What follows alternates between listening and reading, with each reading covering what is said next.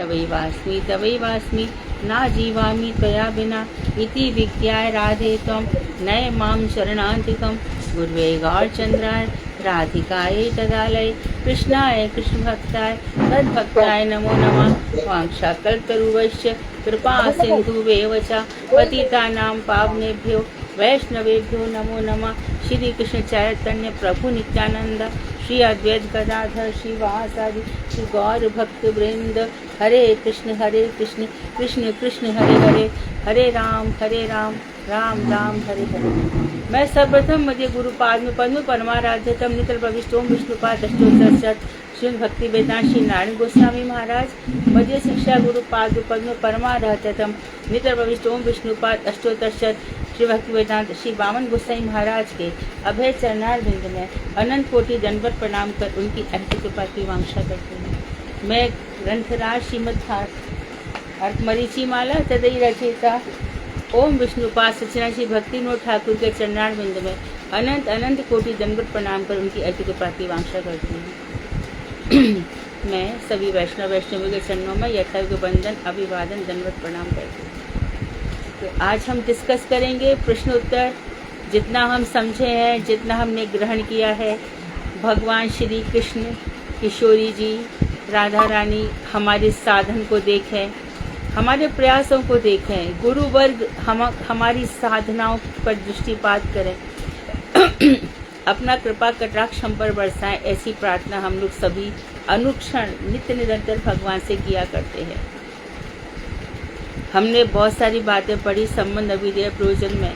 हमने अब सब अच्छी तरह से समझ लिया है कि संसार के कर्म कांड में फंसकर कोई लाभ नहीं है, कोई भी लाभ नहीं है किसी प्रकार के, क्योंकि मानो दान पुण्य इत्यादि भी कर लिए जाएं तो भी वो स्वर्ग और नरक दोनों ही नश्वर है। और अभी अच्छा करने चलते हैं, नहीं चाहते तो बुराई हो जाता है। इससे अच्छा तो भगवान का भजन ही करो।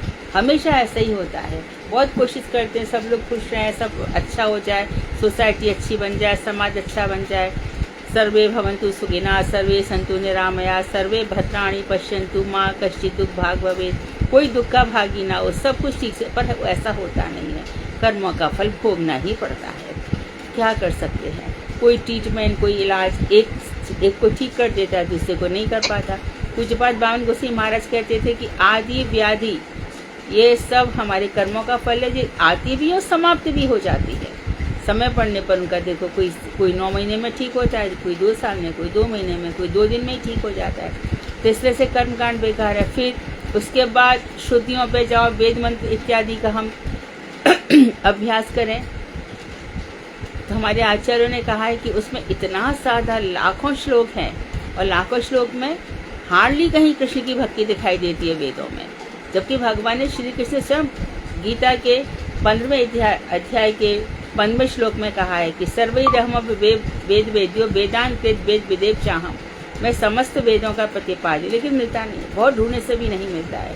तो इस तरह से हम योगियों की तरह, कल भी हमने पढ़ा था, किसमें पढ़ा था कि योगी भी किस तरह से योग है चित्तवृत्ति निरोधा। हमारे षड दर्शन में कहीं भी आस्तिकता नहीं है।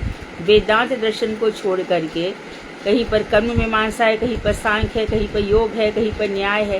तो इस तरह से वहाँ भी भगवान दिखाई नहीं देते। तो इतना भटकाव करके लाभ क्या है? तो हमें उन्हीं के चरणों का आश्रय लेना चाहिए, उन्हीं के पास जाना चाहिए, उन्हीं के मुखार बिंद से कथाओं को श्रवण करना चाहिए, जहाँ पर प्रेम का निर्झर झरना बहता हो। और हमारे हृदय का, आवाज मत करिए, हमारे हृदय में जो इतने तर्क है, वितर्क है, कुंठाएं हैं, गलत भावनाएं भरी पड़ी हैं, देखो एक भी गलत काम करना मत, उसका फल अवश्य ही भोगना पड़ेगा। अर्थ के पीछे, धन के पीछे अपने आप को बर्बाद मत कर देना। सुदामा बने रहना अच्छा है, लेकिन किसी भी प्रकार से धन के लिए या किसी प्रकार से लिए हम छल कपट इत्यादि कभी ना करें। तो इन सब बातों को हमने सीखा। धीरे धीरे हमने सीखा कि जो रस ब्रह्म है उन्हीं की शरण में चले जाओ। और अकेले कृष्ण को भजन करने से कुछ मिलता नहीं है, क्योंकि अकेले कृष्ण कहाँ रहते हैं बताओ तो रुक्मणी के पास है, या तो रुक्मणी कृष्ण का भजन कर लो। मथुरा में है तो अब वसुदेव नंदन है। अकेले कृष्ण कहीं भी नहीं है, इसलिए अकेले कृष्ण का भजन करके कोई लाभ नहीं है। वो कहाँ पे रहते हैं? बैठो पलवटे राधे का पायल। तो किशोरी कहाँ से आवाज हो रही है सुधा? ये राधे राधे दीदी के नाम से कौन है अपना स्पीकर ऑन करिए प्लीज। राधे आप राधे दीदी आपका अक्सर अपना स्पीकर ऑन रहता है, थोड़ा ध्यान दिया करिए। आप आपके स्पीकर रहने से सबको डिस्टर्बेंस होती है। दीदी ने आपको बोला भी, आप अपने किया ठीक है दीदी। तो इस तरह से रस प्रेम की उपासना करते करते अब हम आज प्रश्नोत्तर डिस्कस करेंगे। तो सुधा प्रारंभ करवाएं। जी दीदी दीदी दो लोगों ने मिलकर इस बार इस पिछले सप्ताह के प्रश्न बनाए थे। सब अपना स्पीकर ऑफ कर लीजिए, सिर्फ जिसने क्वेश्चन पूछना है वो ऑन करेगा और जिसने उत्तर देना वो ऑन करेगा। तो दीदी पहले सेक्शन की पूजा दीदी ने और उसके बाद आशा सुनी दीदी ने बनाई है। तो पूजा दीदी आप शुरू करिए। पूजा फर्स्ट टाइम कर रही हैं और आशा जी भी फर्स्ट टाइम कर रहे हैं। जी जी तो उन्होंने दोनों फर्स्ट टाइम कर रही हैं। इवन नेक्स्ट वीक भी 2 नए लोग आएंगे दीदी प्रश्न बनाने। बहुत सुंदर, 2 सप्ताह हमारे बहुत सुंदर। हम बहुत प्रसन्न हैं और हम भगवान से प्रार्थना करते हैं कि देखो प्रश्न वही बना सकता है जो बस चीज को समझेगा, जो तत्व को समझेगा, मैटर को समझेगा, वही प्रश्न बना सकता है। तो बहुत अच्छी बात है, आप लोगों ने प्रश्न बनाए, मैटर को ठीक से समझा, बहुत ही सुंदर है। हाँ पूजा आप आरंभ करें। हरे कृष्ण दंडवत प्रणाम। हाँ प्रश्न पहला है, प्रश्न करते हम गौड़ीय वैष्णव का भजन किसकी अनुगत्य में है? पूजा थोड़ा जोर से बोलिए, अपना मोबाइल ठीक से रखिए। हम गौड़ीय वैष्णव का भजन किसकी अनुगत्य में है? नाम कौन ले रहा है? आशा दीदी आप नाम लोगे क्या? आशा दीदी आप नाम ले सकते हो। हरे कृष्ण जी दंडवत प्रणाम। दीदी आप ले दो नाम प्लीज। ठीक है दीदी ठीक। सुषमा दीदी आप कीजिए जवाब। सुषमा दीदी हम गौड़ीय वैष्णव का भजन राधा जी के अनुगत्य में होता है। ठीक है हाँ जी ठीक है। दूसरा है, भगवान श्री कृष्ण की रासलीला कितने समय तक चली? अनीता त्यागी दीदी। भगवान श्री कृष्ण की रासलीला दीदी 1 कल्प तक चली थी दीदी। हाँ जी ठीक है। प्रश्न तीसरा, रासलीला में कौन कौन सी गोपियां सम्मिलित हुई थी? ललिता देवी आप बोलिए। ललिता देवी। हरे कृष्णा दीदी दंडवत प्रणाम। दीदी इसमें मुनिचरी गोपियाँ, ऋषिचरी गोपियाँ और युक्तेश्वरी जो है वो झुंड के झुंड इसमें। आंसर थोड़ा और इम्प्रूव करो ललिता, आंसर ठीक नहीं है।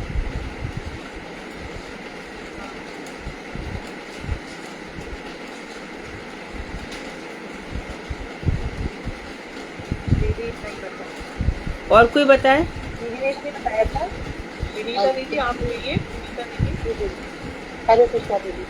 दीदी जो दंड कारण बन के ऋषि थे और वो तो उन्होंने बोला ऋषिचरी मुनिचरी तो बताया। ऋषिचरी मुनिचरी ने कहा इन्होंने, और बताइए। वेदों के मंत्र कृतियाँ और 2 उपनिषद सहचरी गोपियाँ थी और जिसने कात्यायनी व्रत किया था कात्यायनी देवी जी का। इन सबको कहते हैं साधन सिद्धा। इन्होंने साधन करते करते सिद्धि प्राप्त की है। और जिसने झूठ में भजन किया था या जिसने अकेले भजन किया था, ज्योतिक चली और अयोतिक चली, और जो भगवान जी ने इन सबको सम्मिलित किया था। पूजा आंसर ठीक करो। ठीक है दीदी इसलिए आपने यही बताया ना कि ऋषिचरी गोपियाँ मुनिचरी और ऋषि राम जी के समय में जो किताब बनाई गई तो ये सब जो साधु सिद्धा गोपी ये सारी गोपियाँ जो है वो कास्ट का भी सम्मिलित थी। ये सब गोपियाँ हैं। और नित्य सिद्धा गोपियां थी, और साथ में जो राधा जी की कायबू सखियां थी, इन तीनों ने ही रास में भाग लिया था। राधा जी की कायबू सब अष्ट सखियां हो गई, और नित्य सिद्धा जो नित्य ही सिद्ध है, जिनको साधन नहीं करना पड़ता, इन अष्ट कायबू के अतिरिक्त और भी जो गोपियां हैं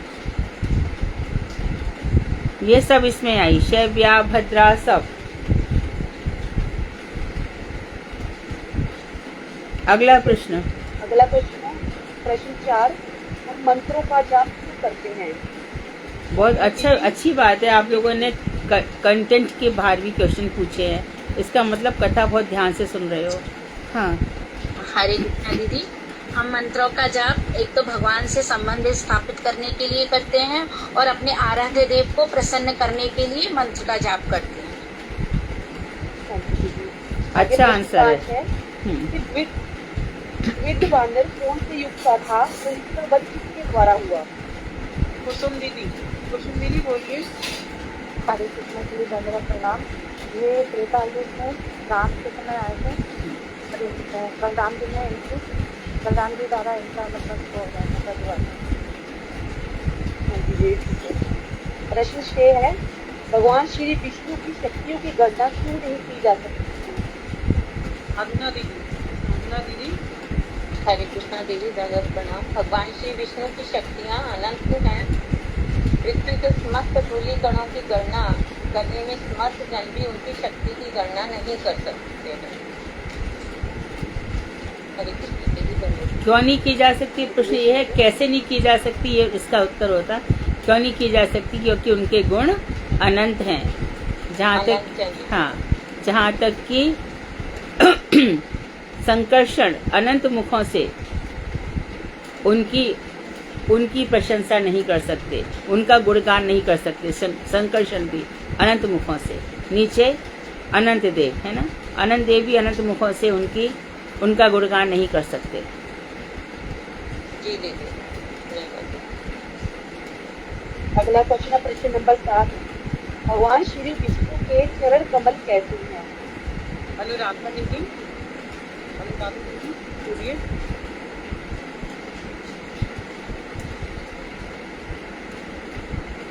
वन वर्ड आंसर है, बोलिए। मैं अक्सर ही सुनाती रहती हूँ। स्पीकर ऑन करिए दीदी। अनुराधा खंडेलवाल दीदी।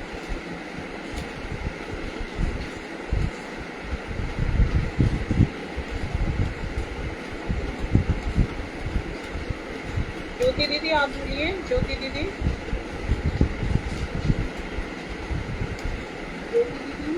आवाज आ रही है आपको? ज्योति दीदी।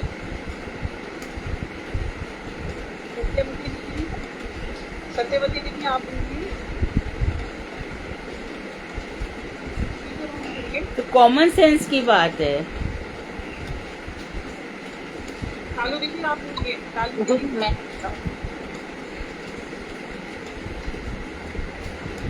कालू दीदी स्पीकर ऑन करके बोलो। ना बोले दीदी। आप बोलिए। कुसुम दीदी बोलिए। भगवान के चरण प्रति रात सुनने हैं। ठीक है दीदी। अगला क्वेश्चन है प्रश्न नंबर 8, भगवान श्री विष्णु की योग माया को कौन से भक्त जो थोड़ा बहुत जानते हैं, ऐसे कुछ भक्तों के नाम बताएंगे? दीदी बोलिए। हरे कृष्णा दीदी, दंडवत प्रणाम।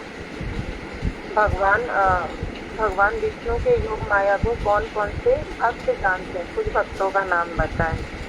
यहाँ पे बता रहे हैं कि शिव, प्रहलाद, मुनि पत्नी, मनु उनकी कन्याएं, और क्या कहते हैं प्राचीन वृत्त, ऋतु, ग्रीक, अंग, और ध्रुव, इक्षुवकु, मुचकुंद, सबका नाम लो दीदी। ये दीदी नहीं कुछ के नाम बताए थोड़े। हाँ वो क्या मुझे प्रश्न नंबर 9, भगवान कृष्ण दीदी, मेरा कोई आ गया तो मैं दरवाजे तक मैं सुन नहीं पाई थी आवाज। दरवाजा खोलने चले।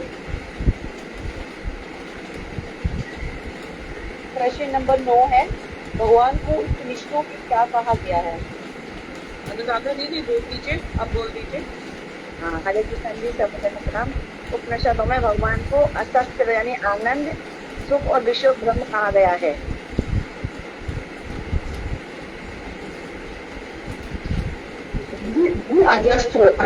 अजस्त्र नहीं, अजस्त्र, श्रम। और विश्व ब्रह्म। हाँ, विश्व ब्रह्म कहा गया है। प्रश्न नंबर 10 है, योगी ब्रह्म ने अपने मन के संलग्न हो जाने पर किस साधन का परित्याग करते हैं? उदाहरण देकर दिखाए। लेकिन दीदी आप बोलोगे, रेखा मिश्रा दीदी। सत्यवती दीदी, सत्यवती दीदी आप बोलिए। सत्यवती खंडेलवाल दीदी है, सत्यवती चौहान दीदी वो समझ नहीं आ रहा है, खाली एस लिखा हुआ है सत्यवती। स्पीकर ऑन करिए, आपका स्पीकर ऑफ है।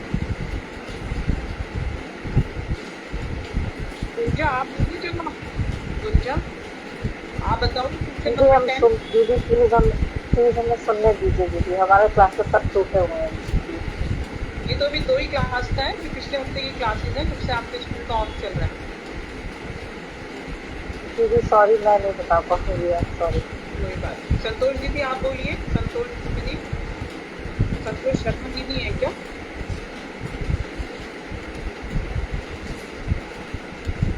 अच्छा दीदी आप बोलिए। आशा दीदी। मैं बोलूं? हरे कृष्ण बोल दीजिए तो। दीदी आपने मेरे को बोला? हाँ पहले आप दे दीजिए जवाब। आशा दीदी आप दीजिए, जो दीदी अगले प्रश्न का दे दीजिए। हरे कृष्णा दीदी, आज बहुत डिस्टर्बेंस आ रही है, बहुत ज्यादा डिस्टर्बेंस है। हरे कृष्ण प्रणाम। योगी मधु दीदी के फोन से आ रही है। ब्रह्म ज्ञान की चेष्टा करते हैं, उसे भगवत रूप तत्व में चित्त को संलग्न करने के लिए जो सहायक रूप में उनको प्रवर्तन के परित्याग कर देते हैं। तो इसका प्रमाण है कि जैसे जल के अभाव में जिस प्रकार हम कुदाल से कुएं को खोदते हैं ना, तो प्रचुर पानी मिल जाता है और उस कुदाल को हम छोड़ देते हैं, तो कुदाल हो गया माया। तो उसी प्रकार माया तत्व को भेद करके भगवत तत्व प्राप्त करने के लिए जो ब्रह्म ज्ञान की जो अभेद होने की चेष्टा की जाती है, उसे भगवत स्वरूप के निकट तक लाने के समर्थ होने पर परित्याग कर देते हैं। हरे कृष्ण, दंडवत प्रणाम। आगे प्रश्न है 11, श्री ब्रह्मा जी ने नारद जी से श्रीमद् भागवत के 2 से 37 श्लोक में क्या कह रहे हैं? दूसरा प्रश्न देखा गया है 37 श्लोक में क्या कह रहे हैं? विनीता दीदी बोलिए। विनीता दीदी। नारद जी कहते कि हे नारद, ब्रह्मा जी कहते हैं कि हे नारद, जब मैं तुम लोग और रुद्र और अन्य कोई भी तत्वज्ञ भगवान के शुद्ध स्वरूप के अवगत होने में समर्थ नहीं हो सकते, फिर अन्य देवताओं की तो बातें ही क्या है। उनकी माया की मोहित बुद्धि वाले होकर हम उनके द्वारा निर्मित इस विश्व क्रिया को आत्म समृद्धि अर्थात अपने अपने ज्ञान के अनुरूप विचार करते हैं। आगे प्रश्न है 12, मथुरा में सबसे वाले कौन से हैं, उनके नाम बताइए। ज्योति दीदी, ज्योति दीदी बोलिए। अभी देखा दीदी दंडवत प्रणाम। दीदी वो है एक तो पद्मनाभ मंदिर है, एक आदि वरा है, गरुड़ गोविंद है, आदि केशव है, रामलला है, यमुना देवी है और जीव। यमुना देवी नहीं था? मथुरा देवी। हाँ, मथुरा देवी। मथुरा देवी। उनकी जगह क्या बोले आप? मथुरा देवी। रामलला कहाँ पर है? रामलला भी आते हैं छत्ता बाजार सुख संचार कंपनी की गली के सामने। तो मैंने पहले मथुरा देवी लिखा था, वो काफी यमुना देवी हो गई। यमुना देवी का मंदिर तो विश्राम घाट पर है, वो तो यमुना जी हैं ही साक्षात, वो तो अनादिकाल से प्रवाहित हैं। और मथुरा देवी ये सब मंदिर कोई 5000 वर्ष पहले है, कोई 2000 वर्ष पहले है। मथुरा देवी, यदि मथुरा में रहो और मथुरा देवी को प्रणाम ना करो तो भक्ति नहीं मिलती, ऐसा कहा जाता है। ए विधना अचरा पसार मांगिबो, बार बार यही मांगते कि बार बार बसिबो जाई ब्रज बसिबो, बार बार मांगी हो जाई ब्रज बसिबो। तो मथुरा देवी से प्रार्थना की जाती है कि आप हमें ऐसा वरदान दीजिए कि हम बार बार ब्रज में वास करें। बहुत मुश्किल है वहाँ जाना, क्योंकि काफ़ी कम लोग अब जाते हैं, लेकिन जब ब्रज मंडल परिक्रमा मथुरा भ्रमण करती है तब वहाँ पे हमारे यात्री लोग जाते हैं।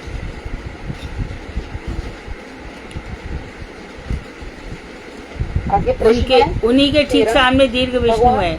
जो लोग जाना चाहें, पहले दीर्घ विष्णु, उसके सामने वाली गली में मथुरा देवी है, और मथुरा देवी से काफी आगे जाकर के गली गली में भगवान पद्मनाभ मंदिर है।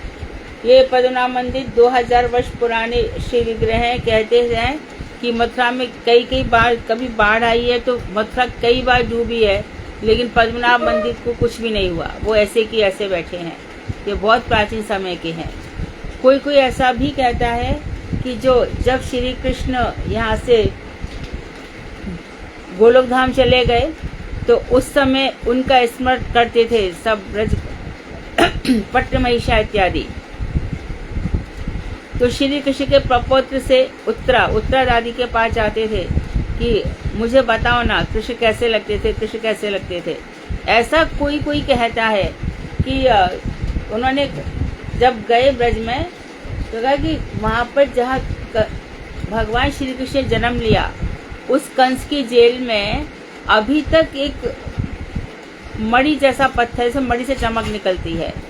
वो उस पत्थर को खड़वा लाए और उससे उन्होंने ये सब बनवाए जो हम अभी आदि केशव देव का वर्णन कर रहे हैं। केशव देव और फिर 4 देव है, गोविंद देव, हरदेव और बलदेव। इस तरह से 6-7 और भी 3 मूर्तियां उन्होंने बनवाई हैं। एक बलराम जी की भी बनवाई है। तो जो ये हो गए बलराम जी हो गए कौन, गोकुल देव, हरदेव बलदेव जी हो गए। तो इस तरह से तो बनाते थे, तो किसी में ऐसा लगता था कि श्री चरण भगवान के जैसे दिखते हैं, किसी में मुखारबिंद इत्यादि। तो ये सब बजनाभ द्वारा बनवाए गए। आगे प्रश्न है 30। तो ये जो आदि केशव मंदिर है, आदि केशव मंदिर में कभी तुम लोग प्रयास करना, सुबह मंगला से पहले चारों तरफ मूर्तियां बनी हुई हैं। इसी तरह से भगवान पद्मनाभ में श्री लीला, भू लीला ये ढके रहते हैं, दिखाते नहीं है। लेकिन कभी अभिषेक दर्शन हो तो हम लोग तो ऐसे है कि भैया हमें अभिषेक करवाना है, तो इस लालच से कि श्री विग्रह के चारों तरफ के दर्शन कर सकते हैं, तो हम लोग 4-5 लोग मिलकर के अभिषेक करा लेते हैं और फिर दर्शन मिल जाता है। बहुत सुंदर, बहुत ही सुंदर मूर्तियां बनी हुई हैं। इसी प्रकार आदि केशव में तो 24 अवतार पूरे बने हुए हैं। रामलला के पास जाओ तो जहाँ पे ये वर्णन आता है ना कि श्री कृष्ण अष्टभुजावी है, वो रामलला के मंदिर में मिल जाता है। बहुत ही सुंदर अष्टभुजा दर्शन इतने सुंदर हैं। तो वो वहाँ की जो माता जी वो कह रही थी कि हमें अंग्रेज लोग 5 करोड़ दे रहे हैं, 10 करोड़ दे रहे हैं कि हमें ये मूर्ति दे दो, हम लोग नहीं दे रहे हैं। मैं कहा बिल्कुल नहीं, ब्रज से बाहर कृष्ण को भेजना ही मत। आप धन छोड़ के चली जाएंगी, इससे क्या लाभ होगा। तो इस तरह से ये सभी मंदिर, और गरुड़ गोविंद तो है ही साक्षात, गरुड़ जी पे ठाकुर जी बैठे हैं। वो दर्शन भी अभिषेक के समय होता है। सुबह मंगला में जाओगे तो गरुड़ पे भगवान बैठे हुए हैं। ये सखा सब खेल रहे थे, उसी समय की लीला है।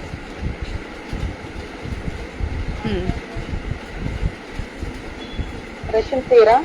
भगवान की लीलाओं को हम कैसे समझ सकते हैं? रेखा मिश्रा दीदी क्या आप देंगे उत्तर? रेखा दीदी इसका नाम करिए। रेखा मिश्रा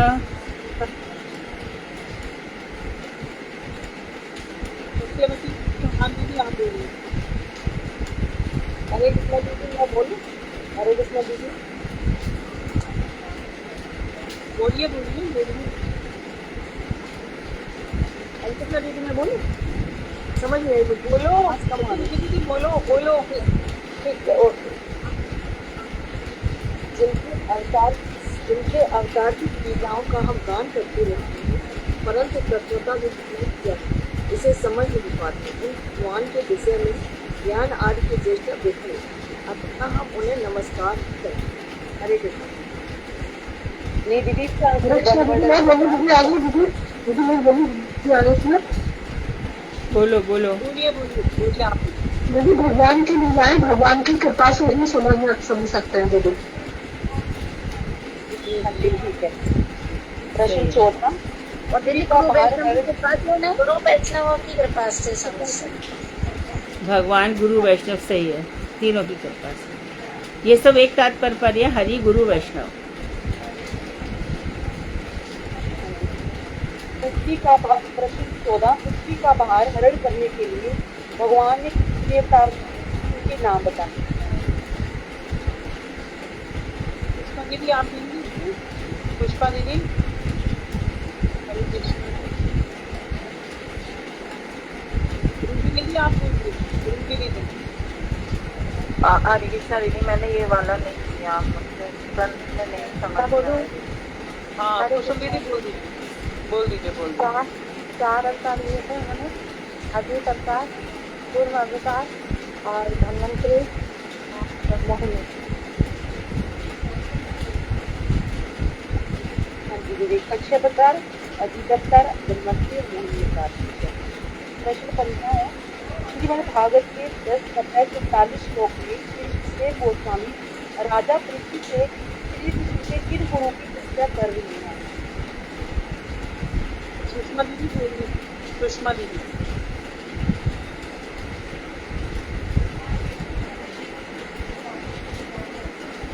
सुषमा दीदी। श्री सुखदेव गोस्वामी राजा परीक्षित से कहते हैं, जिन्होंने यदुकुल में जन्म ग्रहण करके अपने पाद शौच अर्थात चरण धोवन रूप गंगा नदी के तीर्थत्व को अपनी कीर्ति के समक्ष लघु कर दिया है, उनसे विद्वेष करके समस्त असुर ब्रह्म स्वरूप को प्राप्त करके स्निग्ध हुए हैं, अर्थात जिससे श्री लक्ष्मी जी की कृपा लेश प्राप्ति के लिए अन्य देवता तपस्या करते हैं।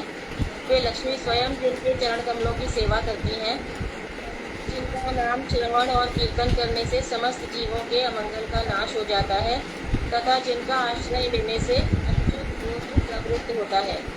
उन काल चक्रायुध अर्थात काल मूर्ति और तुरंत प्रभाव युक्त चक्रधारी श्री कृष्ण के लिए पृथ्वी का भार हरण करना क्या कोई आश्चर्य की बात है? अर्थात नहीं है। मुश्किल नहीं है। प्रश्न 16 गंगा महारानी और भक्ति महारानी में क्या पार्थक्य है? दीदी आप अपना स्पीकर एक बार ऑफ करेंगे क्या प्लीज? आपका स्पीकर दीदी, आपका स्पीकर दीदी, आपका बिल्कुल आवाज नहीं आ रही दीदी। वो दीदी के स्पीकर वहाँ पे, क्योंकि बॉम्बे में बारिश बहुत हो रही है ना, तो उसके बहुत डिस्टर्बेंस है उसका। मेरे यहाँ से डिस्टरबेंस आ रहा है ना? मेरे यहाँ से डिस्टरबेंस आ रहा है? स्पीकर ऑफ हो सकता है? मैं अपना स्पीकर ऑफ कर दूं? जी जी हाँ जी। स्पीकर जी हो गया दीदी, धन्यवाद दीदी। तो ये अभी जो प्रश्न पूछा दीदी ने, 16वां प्रश्न पूछा पूजा दीदी ने। अनीता दीदी बोल दीजिए आप। हरे कृष्ण दीदी। दीदी गंगा महारानी दीदी निम्नगामिनी है तथा भक्ति महारानी ऊर्ध्वगामिनी है, अर्थात गंगा ऊपर से नीचे की ओर आई है तथा भक्ति महारानी नीचे से ऊपर की ओर गई है दीदी। हरे कृष्ण दीदी। ठीक है दीदी। ठीक है। प्रश्न 17 देवताओं ने सत्य शब्द के द्वारा भगवान श्री कृष्ण के किन गुणों के द्वारा श्री कृष्ण की वंदना की है? अनुराधा दीदी बोलिए, अनुराधा खंडेलवाल दीदी।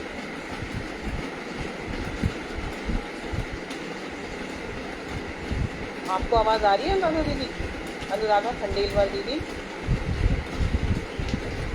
दीदी मैं बोली दीदी का माइक तो चालू करवा दो, इतनी डिस्टर्बेंस भी नहीं आ रहा है, पूरी क्लास सुनी लग रही है।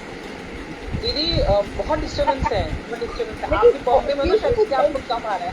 हाँ जी, माइक बाइक हो रही है, वो बराबर है। आप क्या बाहर लेके चली ना क्लास, तो आप ऐसा लग रहा है। किसी रहो ना हमारी तरह। नहीं ना, वो बोलती नहीं तो कुछ ऐसा लगता नहीं है कि कुछ है ही नहीं है, एकदम निर्जीव जैसी क्लास कर देगी। वो बात तो सही है, लेकिन उसमें क्या हो रहा है कि नाम लेने वालों को सुनाई नहीं दे रहा था। सुनाई नहीं आ रहा है, इसलिए मैंने इनसे प्रार्थना करी है। हाँ जी। बोलिए दीदी मंत्र। हाँ, आप सत्यव्रत सत्य पर तथा त्रिकाल सत्य है। आप सत्य के जन्म स्थान है। सत्य में ही आपकी स्थिति है। आप सत्य की सत्ता अर्थात नित्य सत्य है। आप सत्यात्मक है। जैसे हम आपके चरण हुए हैं। दीदी हो गए इसका। एक प्रश्न और है ना दीदी आपका 18वां प्रश्न देवताओं के। हाँ जी, प्रश्न 18 है। देवताओं ने भगवान श्री कृष्ण के 2 नेत्र कौन से बताई? मोहिनी दीदी बोलिए। हरे कृष्णा दीदी। ये 2 नेत्र हैं, ऋत अर्थात परम सत्य वचन और दूसरा है सत्य अर्थात समदर्शक। ये भगवान के 2 नेत्र बताए हैं देवताओं ने। हरे कृष्णा जी, दंडवत प्रणाम दीदी। 2 क्लास क्वेश्चन से हो गए हैं। अगले आशा सोनी जी जब आए तो दूसरा प्रश्न। हरे कृष्ण, दंडवत प्रणाम। आशा दीदी आप शुरू करिए। आशा सोनी दीदी। हरे कृष्ण, दंडवत प्रणाम। ये प्रश्न है 189 क्लास के और 190 क्लास के, श्लोक नंबर 33 से 37 तक। प्रश्न नंबर 1 47 है दीदी, 47 पर। हाँ जी। नारद जी के हृदय में कौन सा कषाय था? ललिता देवी दीदी बोलिए आप। ललिता देवी दासी। हरे कृष्णा दीदी। दीदी शांत कोई बात नहीं। सुषमा दीदी बोलिए। नारद जी के मन में कषाय उनकी माता को लेकर था। वो बार बार यही सोचते थे कि माता मर जाए तो मैं सब कुछ छोड़ छाड़ करके निकल जाऊं। और उनके भाग्य से एक दिन उनकी माता को सर्प ने डस लिया और उसके बाद में वो जब माता की मृत्यु हो गई तो वो घर छोड़ करके निकल गई थी। माता ही उनका कषाय थी। ठीक है दीदी। कसाई मीन नहीं पता चल रहा था, ये इसके बाद पता कसाई। कषाय का अर्थ होता है कि हृदय में उनके क्या कोई बात परेशान उनको कर रही थी, जो उनके भजन साधन में बाधा थी, जो उनकी माता का ही होना बाधा था। या फिर दीदी बाधा ही हो सकता था कि उनकी भजन में बाधा कौन थी। दूसरा प्रश्न है 3:2:16 में श्री उद्धव जी विदुर जी से कौन सी लीलाओं का वर्णन कर रहे हैं? बोलिए शालू दीदी। शालू दीदी। शालू दीदी आप दे रहे हो उत्तर? हरे कृष्णा। हरे कृष्णा बाबू। ये हाँ जी। वो ये बोल रहे हैं कि माता कसाई थी, लेकिन जब वो माता के सामने ही वो सब कुछ प्रसाद पाते थे, उनकी कथा सुनते थे नारद जी सब, जब वो चतुर्मास में उनके यहाँ पर रुके हुए थे जब, तो फिर माता कसाई कैसे हो गई? क्योंकि माता का जैसे सुना नहीं है कि उन्होंने कोई रोक टोक करी हो उनके प्रति, नारद जी के प्रति। हरे कृष्णा अनुराधा जी। हरे कृष्णा। हाँ थी माता, सब कुछ थी माता, उच्चिष्ट करती थी, लेकिन जब वो गए हैं तब मंत्र उनको दे करके गए हैं। इसके बाद उन्होंने मंत्र जपना शुरू किया है। इसके बाद उनकी साधना शुरू हुई है। जब साधना शुरू हुई है तो उस समय वो भजन करते करते बैठ जाते थे, आगे निकल जाते थे। उस समय माधुर कादम्बनी ग्रंथ में स्पष्ट रूप से लिखा है कि उनके अंदर ये कषाय था कि ये कब व्यवधान खत्म होगा।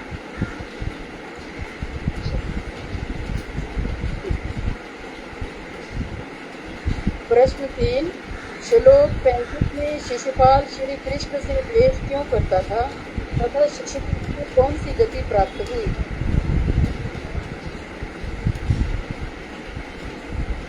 साधना दीदी बोलिए। हरे कृष्णा दीदी, दंडवत प्रणाम। रुक्मणी का भाई रुक्म जो है वो शिशुपाल के साथ उसका विवाह करना चाहता था, लेकिन रुक्मणी ने नारद जी के मुख से भगवान श्री कृष्ण की लीलाओं के विषय में सुना हुआ था, तो उसने ब्राह्मण को भेजकर भगवान श्री कृष्ण के पास विवाह का प्रस्ताव रखा था और लिखा था कि शेर का भाग गीदड़ न ले जाए। अतः वह कृष्ण स्वयं विवाह उत्सव में पहुंचे और रुक्मणी को हरण कर लें, तो कृष्ण वहाँ पहुँचते हैं और उनका हरण कर लेते हैं। तो उसे लगता है शिशुपाल को कि मेरा अपमान किया है, तो उसको जो गति प्राप्त हुई है, जो स्थिति योगी लोगों के लिए भी दुर्लभ है, वही स्थिति श्री कृष्ण से विद्वेष करने वाले शिशुपाल को अनायास प्राप्त हो गई। जब भगवान ने उसका सिर काटा तो उसकी ज्योति जो है उस भगवान के चरणों के चक्कर काटे हैं उसने और फिर वो वहाँ से वैकुंठ में चली गई। हरे कृष्णा दीदी। धन्यवाद जी। सिर किसका काटा? शिशुपाल का।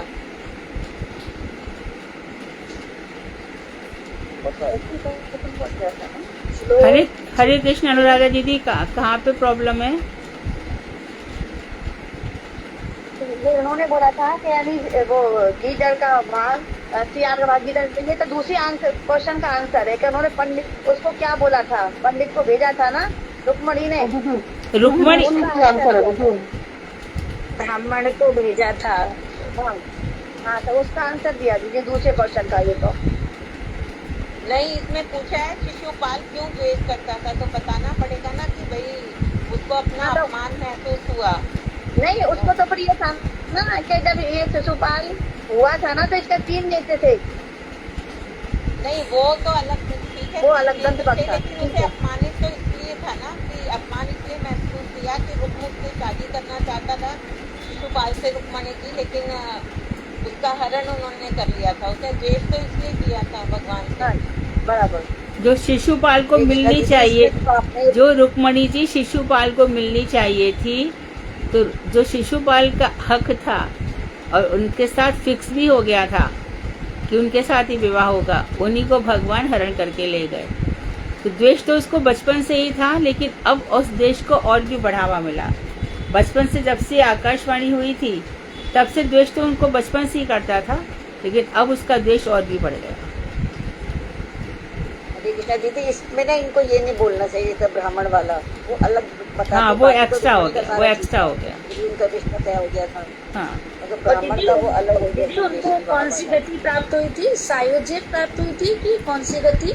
सालों के सालों के उन्हीं के लोक में चले गए।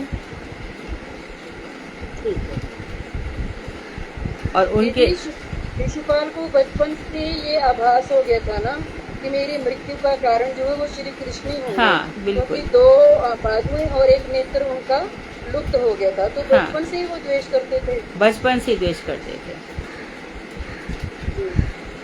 जिनके हाथ में जा करके, क्योंकि वो तिरुपाक्ष था, माथे पे भी एक आंख थी उसके, जिसके हाथ में जाने से इसकी 2 हाथ और 1 आंख चली जाएगी, उसी से हाथ से इसकी मृत्यु है, इसलिए उसको द्वेष था।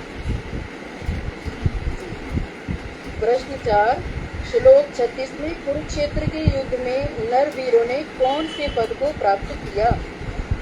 रूबी दीदी आप बोलिए। हाँ, हरे कृष्ण खंडी। कुरुक्षेत्र के युद्ध में नरवीरों ने मृत्यु के समय नयकों के आनंद देने वाले कृष्ण के मुखारविंद से नेत्रों को द्वारा पान करने का अर्जुन के अस्त्रों द्वारा विद्युत होकर देह त्याग करने पर ब्रह्म पद को प्राप्त किया। ठीक है जी। प्रश्न 5, श्रीमद् भागवत में 3रा स्कंद 2रा अध्याय 24वें श्लोक में विदुर जी ने मैं उन असुरों को भी भाग्यवान भागवत ही समझता हूँ, ऐसा क्यों कहा? राधे नाम से जुड़े राधे दीदी आप बोलिए। स्पीकर ऑन करिए दीदी। श्लोक नंबर कौन सा? 3-2 के बाद 18। 24। 3-2-24। दीदी आप बोलिए।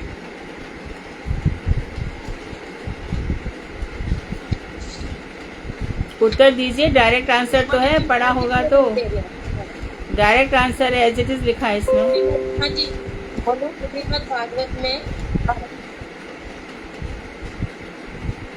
जी ने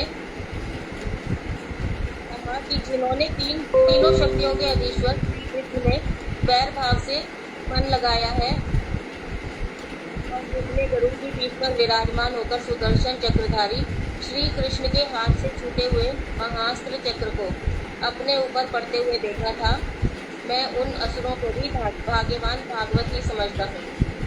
इन असुरों में शिशुपाल का नाम हम ले सकते हैं। हरे कृष्णा। आशा सोनी दीदी, जो क्वेश्चन दीदी के ग्रुप में भेजे हैं आप उसमें से पूछिए प्लीज। जी दीदी, मैं उसी में से पूछ रही हूँ दीदी। नहीं, ये हमने चेंज किया था। चौथा क्वेश्चन, पांचवा क्वेश्चन आपका हमने ऐसे बनाया था। श्रीमद् भागवत में विदुर जी ने 3 असुरों को भाग्यवान भागवती समझा है और श्रीमद् भागवत में 3:2:26 में कंस भी नहीं, श्लोक 36 में कुरुक्षेत्र, कौन सा 5वां क्वेश्चन है ना? हाँ, हमने ऐसे पूछा था 3 असुरों को भाग्यवान भागवती समझा। हाँ, तो मैं भी यही पूछ रही हूँ दीदी। अच्छा, ठीक है, गलती हो गई मुझसे। प्रश्न 6, श्रीमद् भागवत में 3:2:26 में कंस श्री कृष्ण का तेज क्यों नहीं समझ पाया? शालू दीदी आप बोलिए। शालू दीदी। भगवान का तेज इतना गुप्त है कि सुषमा दीदी स्पीकर ऑफ करिए, मैंने शालू दीदी का नाम लिया। सुषमा दीदी, शालू दीदी बोल दो।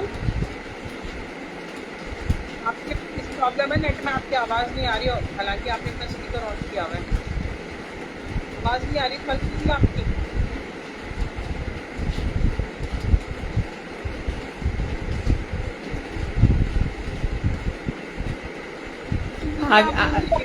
आगे चलिए। मथुरा में जन्म ग्रहण करने पर कंस से भयभीत वसुदेव ने उन्हें नंद ब्रज में पहुंचा दिया था। वहां से बलदेव के साथ युवराज श्री कृष्ण ने 11 वर्ष तक वास किया था। हरे कृष्ण तो ऐसे भी बोल सकते हैं ना? हरे कृष्ण। एक मिनट सुधा दीदी, बहुत सारे लोगों को माइक ऑन है, उसकी वजह से आवाज़ बहुत डिस्टर्ब हो रही है और यूट्यूब पे जो लाइव आ रहे हैं ना उसमें बिल्कुल समझ में नहीं आ रहा है। ईशा दीदी, बहुत सारे लोगों के स्पीकर ऑन नहीं है, सिर्फ वो दीदी का स्पीकर ऑन था तो उन्होंने भी बंद कर दिया है। तो बॉम्बे में बारिश की वजह से ना थोड़ा वेदर में प्रॉब्लम है, तो उसकी वजह से डिस्टर्बेंस हो रही है। समझिए कि बंद सॉरी दीदी, लेकिन 2-3 लोगों के स्पीकर पे वीडियो ऑन वो कोई बात। आप लोगों को सब स्पीकर ऑफ कर दीजिए, जरा सिर्फ आंसर दें, वो ऑन करें। आशा दीदी, क्या प्रश्न है आपका? पूछना प्लीज पूछिए।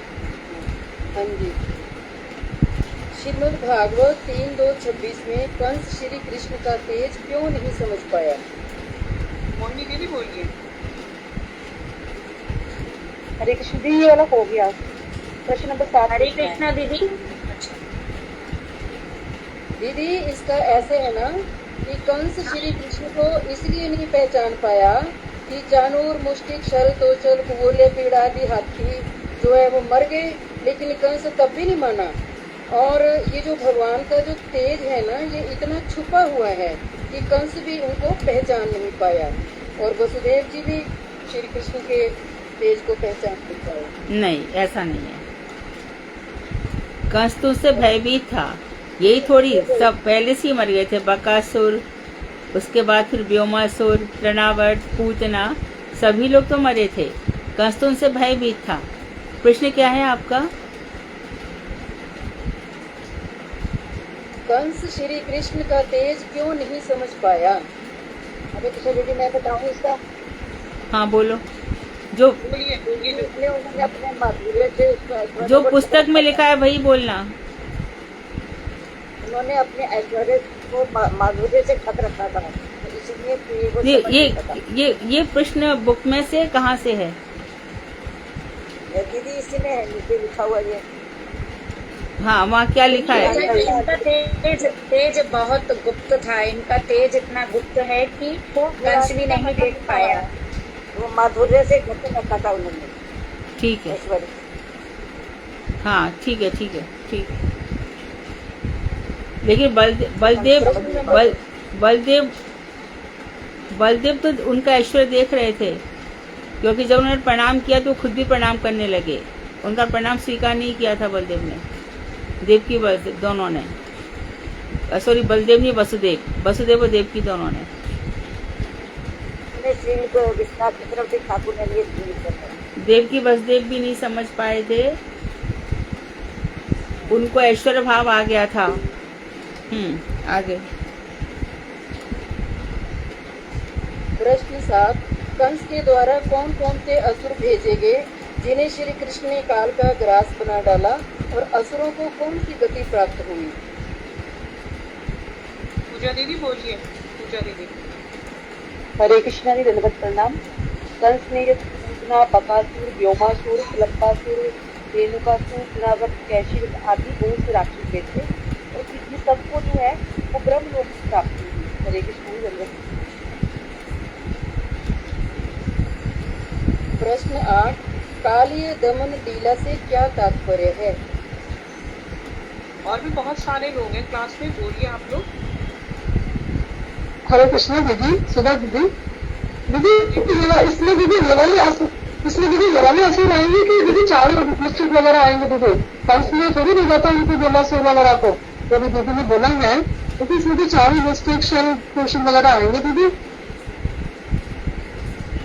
चारों जिस ख्याल से मिलेंगे ना, मथुरा में मिले थे। हाँ जी ब्रज में आएंगे। बिल्कुल ही नहीं जाते कंस में। नहीं, ये मथुरा में, ये तो मल्ल युद्ध किया है ना अक्रूर जी को।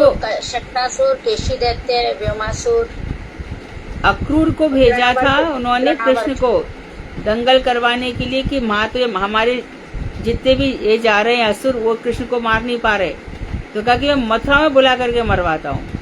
तो इसने अपने मल्लों को तैयार किया था और ये कहा भी था कि बस एक थोड़ा सा नाटक होगा और एक खेल खेला जाएगा।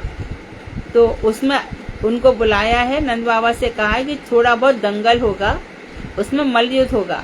तो बाद में जब सभा बैठी है तो सभा के लोग चिल्लाए भी हैं कि कम से कम उम्र तो देखो, उनके कितने बल से शरीर हट्टे करते हैं और ये दोनों कितने छोटे से किशोर हैं, कोई बराबरी वालों का मुकाबला होना चाहिए ना, ऐसे लोगों ने कहा भी था। तो कंस समझ गया था कि ये किसी से रुकने वाले नहीं है और कुबला पीढ़ हाथी में सबसे ज्यादा बल था। तो कुबला पीढ़ हाथी को भी मार दिया तो कंस को पूरा ही भरोसा हो गया कि अब मैं नहीं बचूंगा। धन्यवाद दीदी। प्रश्न 9, तारक मंत्र तथा पारक मंत्र के प्रदाता कौन है और मंत्रों का अर्थ भी बताएं। और भी नए नाम है। प्रिंसी दीदी आप बोलिए। पुष्पा दीदी आप दीजिए जवाब। संगीता दीदी, रेखा दीदी, बहुत सारे नाम हैं। वही लोग आंसर दे रहे हैं जो पहले ही बोल चुके हैं। मेरे पास और कोई रास्ता नहीं है, आप लोग जब बोल रहे हैं तो मुझे उन लोगों को ही पूछना पड़ेगा। राधे दीदी, रूबी दीदी आप जवाब देंगी? प्रश्न नंबर हाँ जी दीदी। तारक मंत्र से राम जी है, मतलब राम जी तारने वाले हैं, और पारक मंत्र प्रेम देने वाले श्री कृष्ण। ठीक है दीदी? जी दीदी, ठीक है। हाँ। श्री कृष्ण ऐसा प्रेम देते हैं कि उन्होंने तो गैया तक को अपना प्रेम दे दिया, बछड़ों को, गोप ग्वालों को, तो श्री कृष्ण प्रेम प्रदाता है। प्रश्न 10, रूप गोस्वामी जी के द्वारा लिखे गए ग्रंथों के नाम बताएं। दीदी इसका उत्तर मैं दे देती हूँ। श्री उपदेशामृत, लघु भागवतामृत, विदर्भ माधव, ललित माधव, भक्ति रसामृत सिंधु और उज्ज्वल नीलमणि। ग्रंथ बहुत सारे हैं, मैंने कुछ के नाम लिए। अगला प्रश्न कर दीजिए दीदी। साथ में उद्धव संदेश, हंसदूत, मथुरा महात्म, लघु भागवतामृतम और स्तव लहरी है या स्तवामृत है, इसमें से एक है। बहुत सारे ग्रंथ हैं। हाँ, उद्धव संदेश, हंसदूत,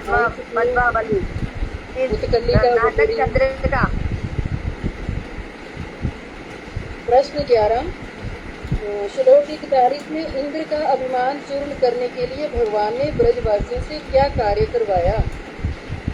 सत्यवती चौहान दीदी बोलिए। स्पीकर ऑन करिए दीदी। हरे कृष्ण। कौन सा पांडवा पिक्चर है ना दीदी? कौन सा पिक्चर है? ये 42 का है। हाँ, इस पूजा से अपमानित होकर 11वां है ना? 11वां है दीदी, 11वां। 11वां है दीदी। मैंने नहीं करा दीदी, मुझे आया ही नहीं, समझ नहीं आया। का अभिमान चूर्ण करने के लिए भगवान ने व्रतवासियों से क्या कार्य करवाया। सत्यवती खंडेलवाल से पूछो, वो बहुत मेहनत करती है दिन रात। वो क्लास में नहीं है। क्लास में नहीं। हरे कृष्णा जी, हरे कृष्णा जी, हरे कृष्णा जी। ये है 1 मिनट। श्री कृष्ण ने संग्रह ये समस्त धन का सद्व्यय और इंद्र के अभिमान को दूर कराने की इच्छा से उत्तम युजों से द्वारा गोपराग नंद से सवन अर्थात गो और गिरिराज गोवर्धन पूजा यज्ञ करवाया था। हरे कृष्ण जी। श्लोक 42 में इंद्र ने अपमानित होकर ब्रज में क्या क्या उत्पात मचाया? ईशा दीदी बोलिए। ईशा दीदी।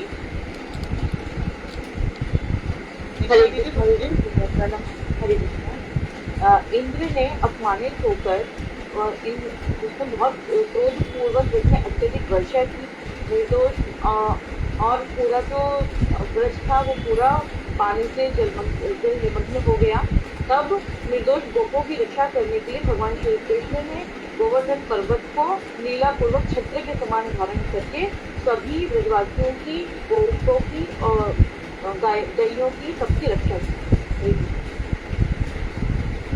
दीदी आपने अगले क्वेश्चन का भी उत्तर दे दिया, लेकिन इतना ही पूछ लेते हैं। श्री कृष्ण ने गोवर्धन पर्वत को किसकी शक्ति से उठाया तथा ब्रजवासियों की रक्षा कैसे करी?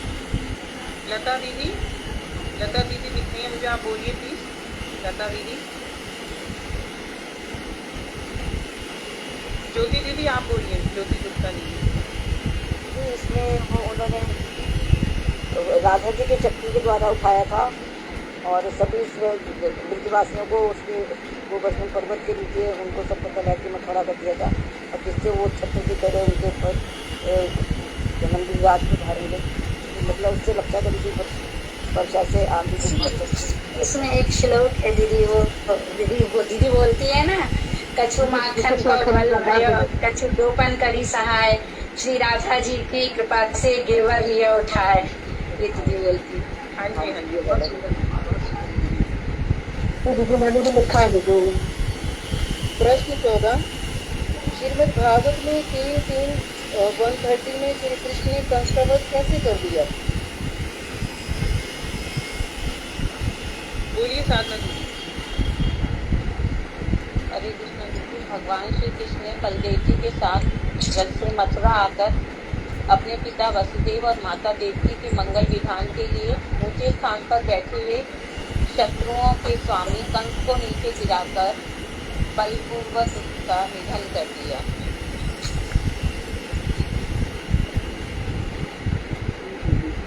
प्रश्न 15 द्वारकाधीश श्री कृष्ण के 4 कर कमलों में कौन कौन से शस्त्र होते हैं, नाम बताइए। अरे राधा दीदी बोलिए। आशा जी, ये शस्त्र नहीं है, ये शस्त्र नहीं है, भगवान के अलंकार ही है, इनको शस्त्र नहीं कहेंगे, है ना। चक्र तब भी उनका अस्त्र है, चक्र तब भी उनका अस्त्र है। शस्त्र किसको कहते हैं? तलवार हो गया, मुद्गर हो गया, फरसा हो गया, है ना, उनको शस्त्र कहते हैं। सुदर्शन चक्र जो है वो अस्त्र, अस्त्र मतलब हाथों में धारण कर सकते हैं। जैसे ब्रह्मास्त्र है, ब्रह्म अस्त्र है ना, ऐसे। तो ये जो गदा है, शंख है, कमल है, इनको शस्त्र नहीं कह सकते, ये आयुध है भगवान के। जी दीदी। श्री रुक्मिणी जी किसका अंश है? नहीं, पूरा नहीं हुआ। आशा दीदी एक मिनट, अनुराधा दीदी को बोलने दीजिए, उनके नाम भी पूछे ना आपने। राधा खंडेलवाल दीदी बोलिए। हाँ, यानी चक्र का नाम सुदर्शन और शंख का नाम पांच जन्म और पद्म का नाम श्रीनिवास और गदा का नाम कौमुदी।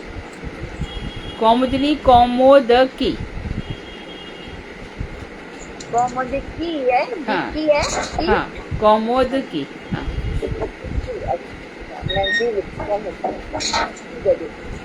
आपने कमल का नाम क्या बताया राधा दीदी? श्रीनिवास। श्रीनिवास। ठीक है दीदी। क्वेश्चन 16 श्री रुक्मिणी जी किसका अंश है और रुक्मिणी ने ब्राह्मण के पास पत्र में क्या संदेश लिख करके भेजा? बोलिए सुषमा दीदी। रुक्मिणी जी राधा जी का अंश है। उन्होंने ब्राह्मण के हाथ कृष्ण जी को पत्र भेजा था कि शेर का भाग सियार न ले जाए, मैं आपकी हो गया हूँ। चंद्रावल। नहीं नहीं, आशा दीदी आप बताइए, वो थोड़ा सा गलत हो गया सुषमा दीदी। रुक्मिणी जी किसका अंश है? राधा जी का। रुक्मिणी लक्ष्मी जी का, लक्ष्मी जी का दीदी। और श्री शक्ति रूपा है ना, श्री लक्ष्मी जी है, और इन्होंने पत्र में यही लिख करके भेजा। नहीं, सत्यभामा है राधा जी का। तो नहीं दीदी, हमने दीदी की क्लास से सुन के नोट किया हुआ है। अच्छा दीदी तो है ना अभी। सत्य, हाँ दीदी लक्ष्मी स्वरूपा लिखा है दीदी लक्ष्मी स्वरूपा लिखा है दीदी ने। हाँ, रुक्मणी लक्ष्मी स्वरूपा है और सत्यभामा में राधा का अंश है, क्योंकि वो भी मान करती हैं राधा की तरह, रूठ जाती हैं। और रुक्मणी जी लक्ष्मी या वो श्री रूपा है, लक्ष्मी स्वरूपा है, श्री शक्ति है रुक्मणी जी।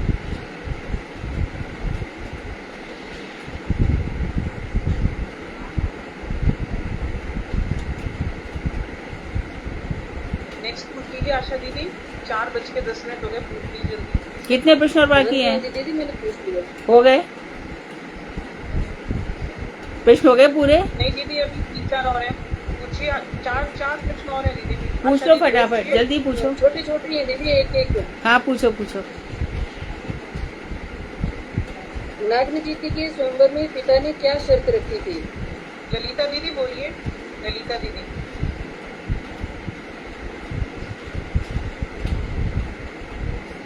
ललिता दीदी बोलिए, स्पीकर ऑन करिए। ललिता देवी दासी दीदी। और पूछो किसी। आप बोलो दीदी। हाँ जल्दी जल्दी पूछ लो। तो एक साथ सातों जने को न तो उनके साथ ही मैं अपनी पुत्री का विवाह करूंगा, ये साथ करते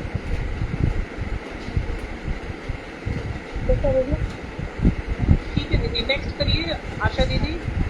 हरे कृष्णा। देवर्षि नारद ने कौन सा सुगंधित पुष्प श्री कृष्ण को अर्पित किया और क्या कहा? हरे कृष्ण दीदी। हरे कृष्ण दीदी, मैं बोलूँ दीदी? बोलो बोलो।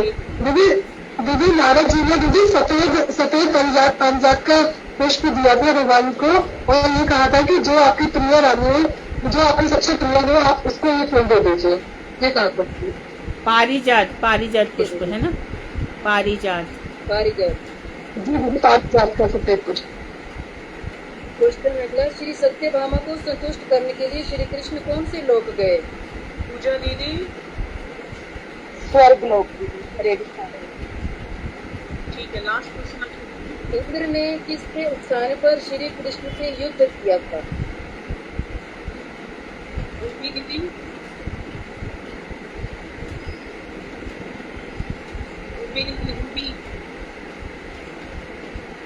निशा दीदी आप दे दो। अच्छा चलो ठीक है, बोलिए। दीदी मैं क्लियर नहीं हूँ। इंद्र ने किसके उत्साह पे? दीदी इंद्र ने तो क्या कहते हैं, भगवान जब वहाँ पे स्वर्ग है, पारिजात का पुष्प और वृक्ष उखाड़ के लाया तो इंद्र को क्रोध हो गया। और यहाँ पे ये भी बताते हैं कि यहाँ पे इंद्र का ही उद्धार करना था, इसीलिए भगवान ने ऐसा किया। और इसके आगे वन वर्ड आंसर है दीदी। कोई मैं बोलूँ दीदी? दीदी दीदी सोचिए, दीदी सोचिए। सच्ची माता में सची माता सच्ची माता कहाँ से हो गई? उनकी पत्नी है सची माता। सच्ची माता नहीं, उनकी पत्नी शची माता महाप्रभु की माँ है। इंद्र की पत्नी है। इंद्र की पत्नी। इंद्र की पत्नी। हरे कृष्ण जी, दंडवत प्रणाम। आपकी आज्ञा से ये प्रश्न बने। गलतियां तो हमसे बहुत हुई, पर हम आपसे यही आशा करते हैं कि हमारा ऐसे ही आप मार्गदर्शन करें। अभी पहली बार दीदी हमने बनाए हैं प्रश्न। बहुत सुंदर है। पूजा ने और आशा जी आपने बहुत अच्छे से प्रश्न बनाए, बहुत ध्यान से कथाएं सुनी, कथाओं में जो प्रसंग आए उनको पकड़ने की कोशिश की। अच्छे प्रयास है, बहुत बढ़िया है। और इसी तरह से हम भगवान से प्रार्थना करते हैं कि उनकी कथाएं और श्रीमद् भागवत हमारे अंदर उदित हो, उनकी जो कथाएं हैं वो हमारे अंदर स्फुरित हों। तो आज ये प्रश्न हमारा प्रश्न सेशन समाप्त हुआ। और अब क्योंकि कोई आज प्रश्न तो नहीं हो सकता, इसलिए हमने श्रीमद् भागवत में जो भगवान के अवतार हैं उनका हमें बार बार चिंतन तो करना ही चाहिए। क्योंकि जब भी कोई स्तुति करता है तो बार बार यही कहता है कि आप अवतार लेते हो, आप विश्व के उपादान कारण हो, आप विश्व के निमित्त कारण हो, आप ही कार्य कारण हो, आपका ना आदि है ना अंत है। जब जब पृथ्वी पर अत्याचार होता है आप जन्म ग्रहण करते हैं, आप पृथ्वी का भूभार हरण करते हैं। आपने मत्स्य अवतार लिया, आपने कूर्म अवतार लिया, आपने नरसिंह अवतार लिया, आपने वामन अवतार लिया, ऐसे करके हम वर्णन करते हैं। तो हमने विचार किया है कि श्रीमद् भागवत के द्वितीय स्कंध के क्योंकि उसमें 9 या 10 ही अध्याय हैं। साथ में स्कंद में बड़े विस्तार से, हम पहले भी कह चुके हैं कि द्वितीय स्कंद आजकल अद्वितीय हो गया है, अर्थात कोई इसकी चर्चा ही नहीं करता, क्योंकि ये बहुत कठिन है। कठिन मतलब कृष्ण तत्व दुर्गेय है, जानना बहुत मुश्किल है। लेकिन याज्ञवल्क्य ने मैत्री से कहा, अरे मैत्री, जो कृष्ण तत्व को जाने बिना इस संसार से चला जाता है उसको बार बार जन्म लेना पड़ता है। तो हम कृष्ण तत्व, गुरु तत्व, माया तत्व, जीव तत्व, बहुत सारे तत्वों को समझने का ज्यादा कदा प्रयास करते ही रहते हैं। हमारे गौड़ीय कंठार में कितने अचिंत्य परिमाणवाद तत्व, शक्ति तत्व, श्राद्ध तत्व, न जाने कितनी हैं। तो इन तत्वों में जो सर्व प्रमुख है वो है गुरु तत्व और कृष्ण तत्व। तो कृष्ण तत्व में हम विचार करें कि भगवान किस तरह से असंख्य असंख्य अवतार लेते हैं, जिसमें कभी 10 प्रधान होते हैं, कभी 24 प्रधान होते हैं, और उनका क्या विभूति योग है। तो हमने हरे कृष्ण दास प्रभु जी से रिक्वेस्ट किया था कि वो हमें कथा सुनाए। मुझे आशा है वो आज तत्पर होंगे। तो हम देखें कि भगवान ने कौन कौन से अवतार लेकर के कौन कौन सी लीलाएं की हैं, किस तरह से वो नर नारायण पर्वत बने हैं, कैसे हंस बने हैं, कैसे सनकादिक नारद इत्यादि के उपदेश की परंपरा चली है, निम्बादित्य संप्रदाय बना है। सभी बातों को हम गंभीरता पूर्वक सुनेंगे। एक क्षण भी यदि हमारा मन यहाँ वहाँ होता है तो हमारा लॉस हो जाता है, क्योंकि कथा रिपीट नहीं होती। कथा चल जाएगी तो चल जाएगी। इसलिए बड़े ध्यान से आज भगवान को प्रणाम करते हुए बहुत ध्यान के साथ सुने कि भगवान के 24 अवतार कौन से हैं और उनका क्या विभूति योग है। हरे कृष्ण प्रभु। धन्यवाद दीदी। हरे कृष्णा। दंडवत प्रणाम। मेरी आवाज से डिस्टरबेंस हो रहा है तो मैं अपना ये स्पीकर ऑफ कर देती हूँ, क्योंकि मैं चाहती हूँ सब लोग बहुत ध्यान से और बड़े प्रेम के साथ भगवान के चरणों में नतमस्तक होकर सुने। जिन बातों को सुखदेव गोस्वामी परीक्षित को सुना रहे हैं, ये अवतार 24 हमें पता होने चाहिए। हम जब तब भी पूछे तो मालूम, अच्छा भगवान ने ये अवतार लेकर के ये कहा, ये कथा करी, इस तरह से उद्धार किया। तो बड़े ध्यान से सुने। आवश्यकता होगी तो मैं स्पीकर ऑन करूंगी। मेरे स्पीकर से डिस्टरबेंस हो रहा है, इसके लिए मैं ऑफ कर रही हूँ। कहिए हरे कृष्ण। हरे कृष्णा दीदी। दंडवत प्रणाम। ओम अज्ञान की निरांतस्य ज्ञानांजन शलाकया चक्षुरुन्मीलितं येन तस्मै श्री गुरवे नमः। हे कृष्ण करुणा सिंधु दीनबंधु जगतपते गोपेश गोपिका कांत राधा कांत नमस्तुते। तप्त कांचन गौरांगी राधे वृंदावनेश्वरी कृष्णांसुते देवी प्रणमामि हरि। गुरु प्रेष्ठाय श्री श्रीमद् भक्ति वेदांत श्री कृष्ण चैतन्य प्रभु नित्यानंद श्री अद्वैत गदाधर श्रीवासादि श्री गौरभक्त। हरे कृष्ण कृष्ण कृष्ण हरे हरे, हरे राम राम राम। सर्वप्रथम अपने गुरुपाद पर ओम विष्णुपाद अष्टोत्तर श्री श्रीमद् भक्ति वेदांत माधव गोस्वामी महाराज जी के चरण कमलों में अनंत कोटि प्रणाम करता हूँ। तत्पश्चात मैं अपने परम गुरुदेव नित्य लीला प्रवेश ओम विष्णुपाद अष्टोत्तर श्री श्रीमद् भक्ति वेदांत नारायण गोस्वामी महाराज जी के चरण कमलों में अनंत कोटि प्रणाम करता हूँ। मैं अपनी समस्त रूपानुरूपाद के चरण कमलों में अनंत कोटि दंडवत प्रणाम। मैं अपने सत्ता गुरु भागवताचार्य डॉक्टर मधु खंडेलवाल देवी के चरण कमलों में अपने कोटि दंडवत प्रणाम करता हूँ, जिनकी प्रेरणा से ये भगवत कथा कहने का प्रयास कर रहा हूँ। कक्षा में उपस्थित समस्त वैष्णव वैश्विक को यथायोग सम्मान पूर्वक करके पड़ा। हरे कृष्ण प्रभु, थोड़ा सा और जोर से बोलिए। हम लोग को बहुत ध्यान से सुनना ये कथा। थोड़ा प्रयास कीजिए, थोड़ा और जोर से हो जाए। ठीक है। मैं ये कथा जो है अपने गुरु देव के और गुरुवर के कृपा से कहने का प्रयास कर रहा हूँ, और यदि मेरे से कुछ त्रुटि हुई हो तो उसका क्षमा प्राप्ति हो और मार्गदर्शन का अभिलाषी हो। ये द्वितीय स्कंद अध्याय 7 विषय है भगवान के लीला अवतारों और उनकी विभूतियों का वर्णन। पेज 317 से 338। इसमें लीला अवतारों में जाने से पहले हम थोड़ा सा ये समझ लें कि भगवान के अवतार कितने प्रकार के होते हैं, जिससे हमें बहुत समझने में आसानी रहेगी। भगवान के 6 प्रकार के 16 अवतार होते हैं। पहला पुरुषावतार, जिसमें जिसमें प्रथम पुरुष कारणोदकशाही विष्णु, द्वितीय पुरुष गर्भोदकशाही विष्णु और तृतीय पुरुष क्षीरोदकशाही विष्णु। और दूसरा जो है गुणावतार है, जो कि ब्रह्मा विष्णु महेश के रूप में है, जिसमें कि वो तमोगुण, रजोगुण और सत्वगुण को अंगीकार करके हाँ, स्पष्ट कर दीजिए, स्पष्ट कीजिए। ब्रह्मा जी को रजोगुण है, विष्णु जी को सत्वगुण है और शंकर जी को तमोगुण। बताइए बताइए बताइए। ब्रह्मा जी ने रजोगुण को अंगीकार किया जिसकी कि वो सृष्टि कर सके, और विष्णु जी ने सत्वगुण को अंगीकार करा जिससे कि वो सृष्टि का पालन कर सके, और शिव जी ने तमोगुण को अंगीकार किया जिससे कि वो संहार का कार्य कर सके। तीसरा अवतार है लीला अवतार, जिसमें कि 24 अवतार है, जिसको कि हम अभी आगे उसका श्रवण करेंगे। इसमें तो कुछ है चतुष्रण, वराह, मत्स्य, यज्ञ, नर, नारायण आदि। चौथे हैं युगावतार, सत्युगावतार, जिसमें कि भगवान शुक्रवर्ण के हैं। लीला अवतार में नारायण का नाम नहीं होना चाहिए, हरे कृष्ण प्रभु, क्योंकि नारायण कोई लीला नहीं करते। नर नारायण कहा आपने, हाँ फिर ठीक है, अवतार में आ जाएगा, फिर ठीक है, ठीक है, फिर ठीक है। हाँ, तो बात चलिए तो हम बता देते हैं कि नारायण भगवान के स्वांश हैं, ये बैकुंठ धाम में रहते हैं लक्ष्मी जी के साथ। इनका बस इतना ही है कि भगवान के वैभव विस्तार हैं, इनका और कोई कार्य नहीं है। नारायण बस बैकुंठ धाम को संभाले हुए हैं।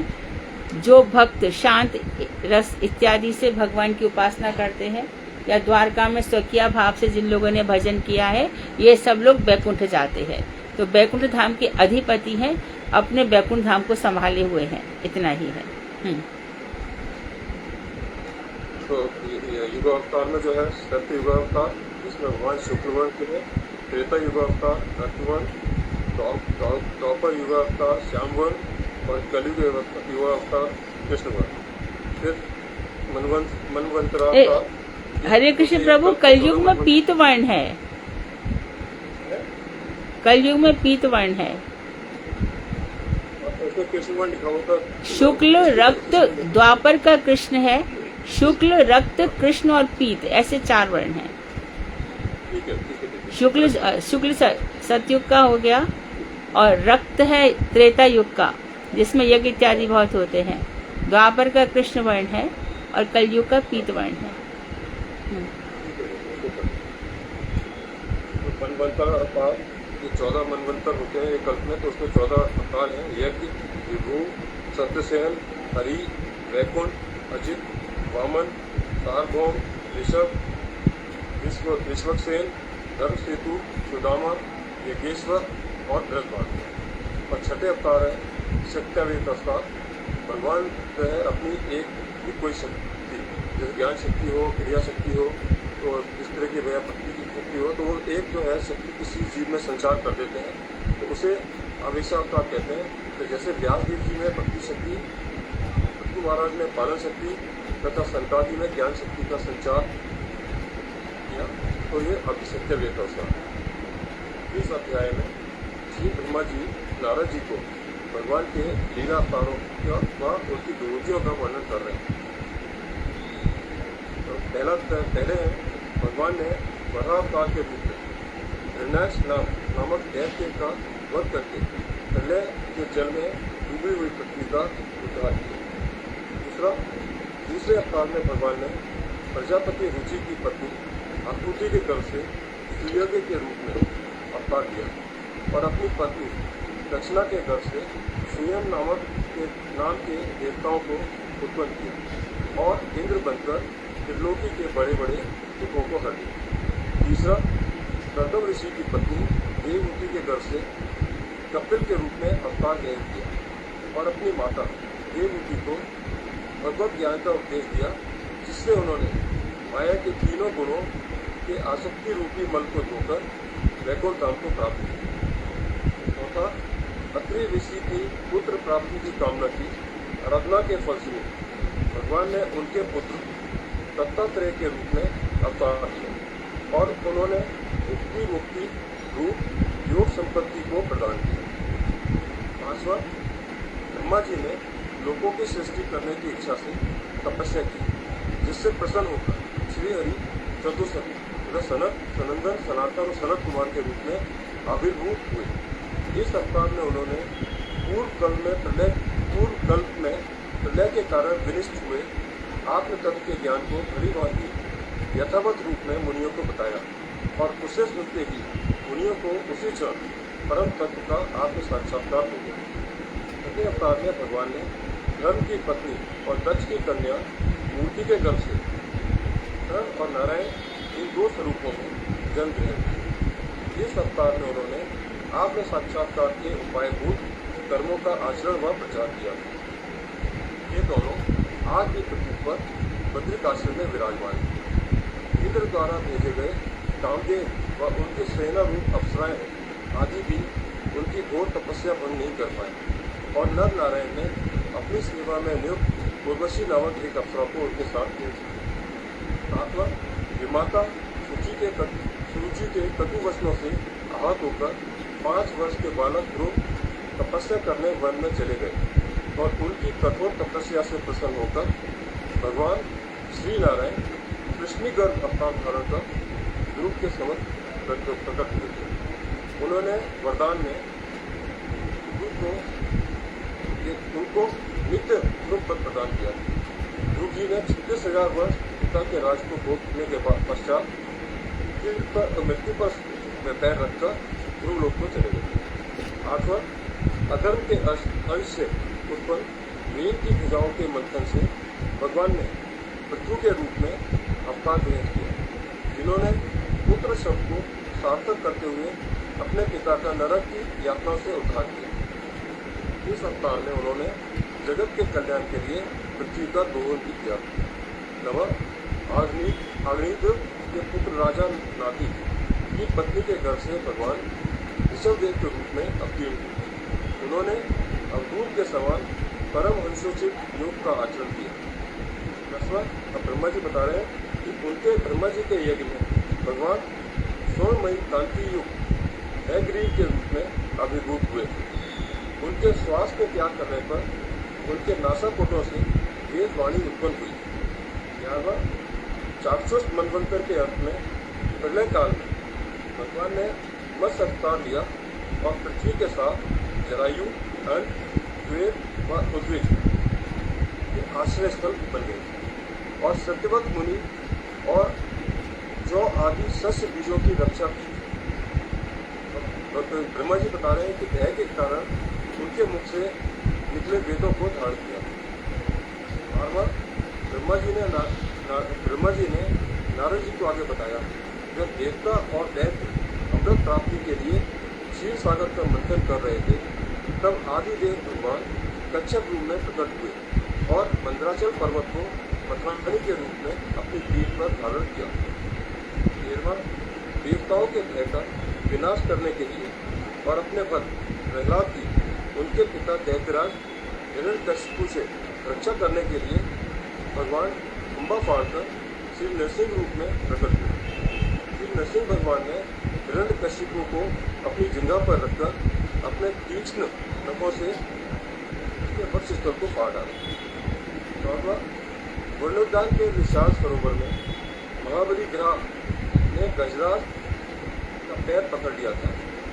बहुत चेष्टा करने पर भी जब गजराज अपने पैर नहीं छुड़ा पाया तो अंत में थककर व्याकुलता से अपने सूंड में कमल का फूल लेकर भगवान को अपनी रक्षा के लिए पुकारने लगा। गजराज की कातर स्थिति सुनकर भगवान चक्रपाणी श्री हरि के रूप में गरुड़ की पीठ पर चढ़कर वहां आए और अपने चक्र से उस ग्रह के सिर को काटकर शरणागत गजेंद्र की रक्षा की। 15वां, आदित्य के पुत्र 12 आदित्यों में सबसे छोटे भगवान वामन ने राजा बलि से 3 पग भूमि की याचना की और महाराज बलि के संकल्प लेते ही भगवान वामन ने 3 पग भूमि के बहाने 2 पग में त्रिलोकी को नाप दिया। जब भगवान तीसरा पग रखने के लिए स्थान जानना चाहते थे, तब बलि ने मन ही मन अपने को भगवान को समर्पित कर अपने मस्तक को उनके चरणों में रख दिया। 16वां, ब्रह्मा जी नारद जी को आगे कहते हैं कि तुम्हारी एकांतिक भक्ति से संतुष्ट होकर भगवान मनुष्यावतार लेकर तुम्हारे सामने प्रकट हुए और मैं परिपूर्ण रूप से भक्ति योग वेद द्वारा प्राप्त होने वाले भगवान के सौंदर्य और माधुर्य आदि सद्गुणों के अनुभव तथा जीवों के आत्म प्रकाशक भागवत ज्ञान को प्रदान किया। समुद्र मंथन के समय भगवान अमृत कलश लेकर धन्वंतरी के रूप में अवतीर्ण हुए और अमृत द्वारा देवताओं को अमर बना दिया तथा पृथ्वी पर आयुर्वेद चिकित्सा शास्त्र का प्रवर्तन किया। ब्राह्मण द्रोही वेद मार्ग के उल्लंघनकारी क्षत्रियों का विनाश करने के लिए भगवान ने महाबलशाली परशुराम के रूप में अवतार लिया और 21 बार अपने फरसे से क्षत्रियों का संहार किया। इस बार भगवान अपने अंश लक्ष्मण भरत शत्रुघ्न के साथ इक्ष्वाकु वंश में मर्यादा पुरुषोत्तम श्री राम के रूप में अवतरित हुए।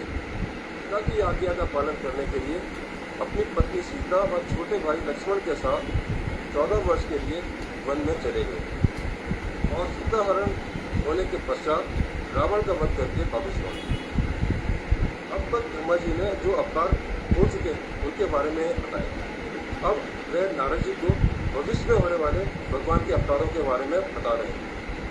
20वां और 21वां अवतार जो है वो जिस समय असुर राजाओं की सेना ने अत्याचारों से यह पृथ्वी पीड़ित हो गई, तब इस पृथ्वी का भार उतारने के लिए अजन्मा होने पर भी माधुर ऐश्वर्य में श्री कृष्ण अपने स्वांश बलराम जी के साथ यदि कुल में आविर्भूत होंगे और अपनी माधुरमयी लीलाओं का प्रकाश करने वाली अलौकिक पीड़ाएं करके समस्त लोगों का चित्त कर देंगे।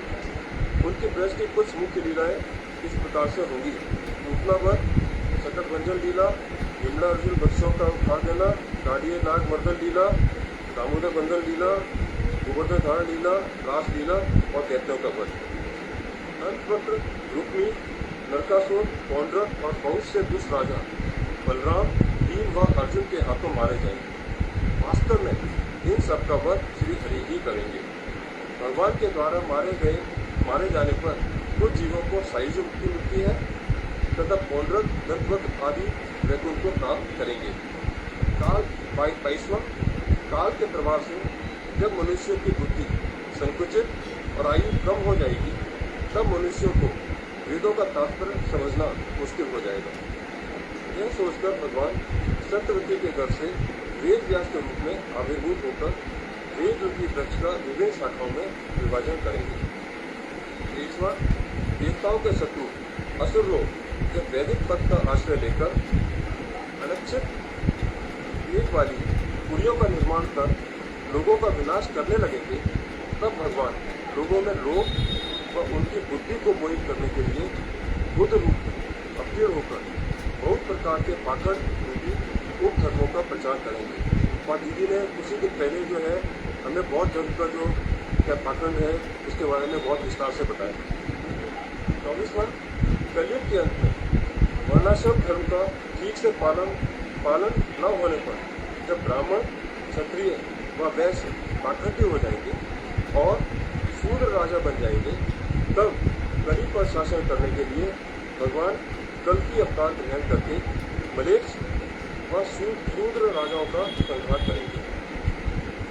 अब ब्रह्मा जी नारद जी को भगवान की विभूतियों के विषय में बताते हुए कहते हैं कि सृष्टि की रचना के समय तपस्या 9 प्रजापति और मैं मतलब ब्रह्मा, फिर सृष्टि की स्थिति के समय धर्म 1 अर्थात विष्णु, मनु, देवता और राजागण तथा सृष्टि के संहार काल में अधर्म, हर मतलब रुद्र, क्रोधी सर्प एवं असुर आदि भगवान की माया विभूतियों के रूप में प्रकटित होते हैं।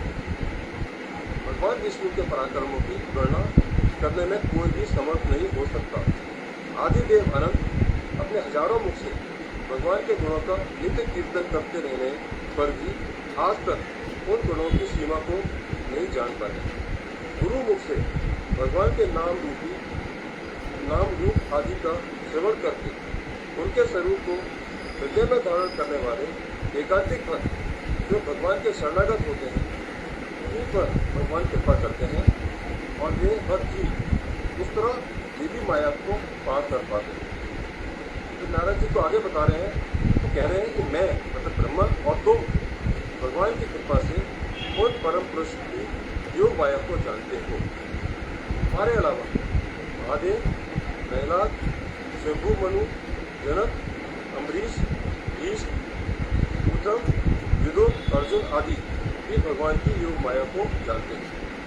फिर आगे कह रहे हैं कि भगवान की तीन प्रकृतियां हैं, ब्रह्म, परमात्मा और भगवान। भगवान ही पांचों प्रकार की मुक्तियां और दूसरे दूसरे पुरुषार्थों के एकमात्र ईश्वर हैं। इस विश्व को संकल्प से प्रकाशित करने वाले श्री हरि ही एकमात्र अग्रह वस्तु है।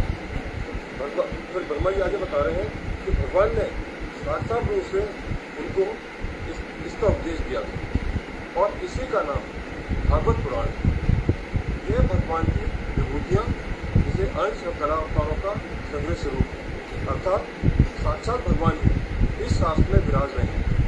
अतः नारद जी को ब्रह्मा जी कह रहे हैं कि अतः तुम इसका सर्वत्र विस्तार और प्रचार करके इस भागवत की सेवा करो। अंत में फलश्रुति के रूप में बता रहे हैं, जो व्यक्ति श्रद्धा के साथ इन लीलाओं का नित्य श्रवण अथवा कीर्तन करते हैं अथवा इनके वर्णन का अनुमोदन करते हैं, वे कभी भी माया से विमोहित नहीं होते हैं। अच्छा कल्पतरुभ्यश्च कृपासिन्धुभ्यश्च पतितानां पावनेभ्यो वैष्णवेभ्यो नमो नमः।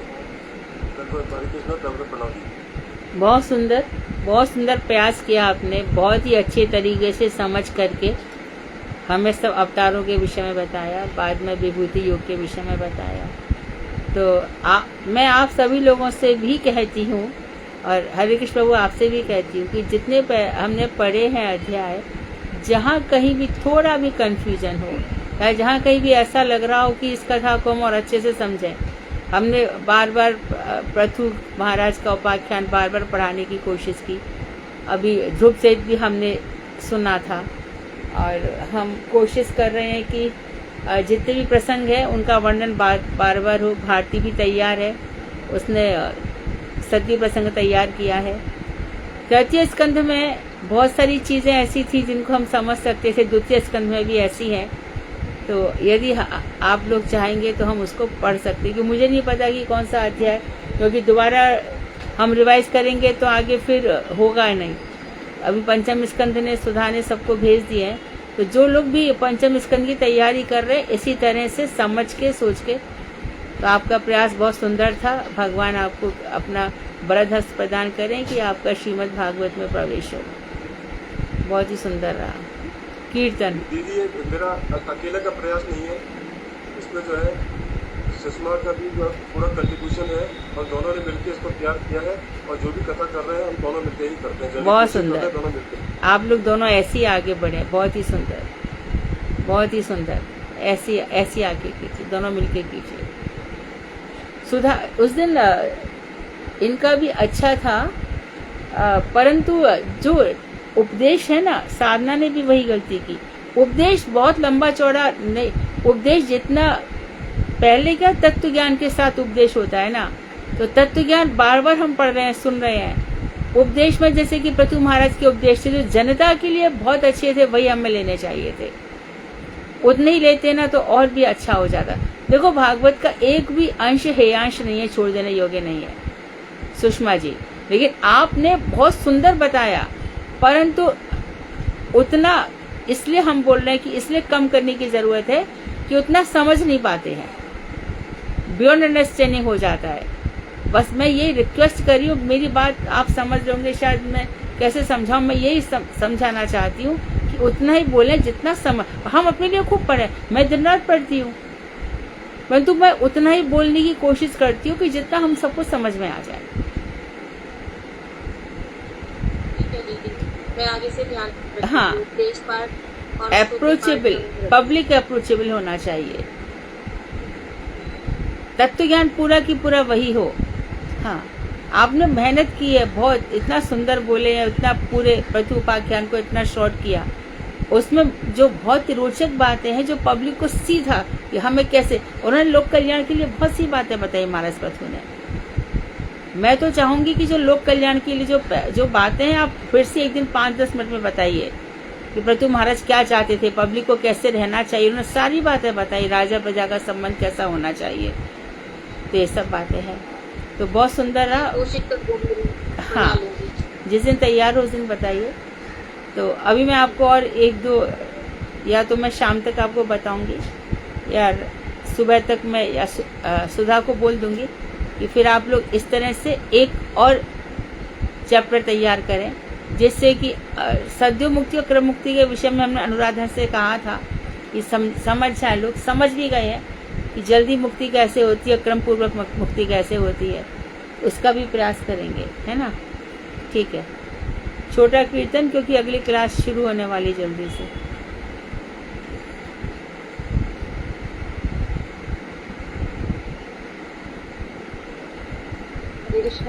और सभी लोगों को ऋणी होना चाहिए कि आप लोग इतने सुंदर सुंदर कथा सुनने का आपको सौभाग्य मिल रहा है, और ये लोग पूरे प्रयास के साथ, इनका खुद का भी कल्याण हो रहा है और हम सबका भी, क्योंकि ये मार्ग है श्रेय श्रुतिम, जहाँ पर कल्याण की परंपरा है।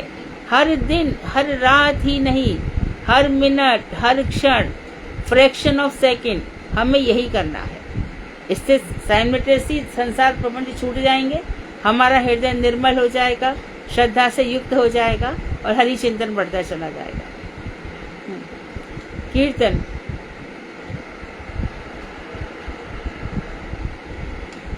हरे कृष्ण गणपति। हाँ बोलो, गाओ।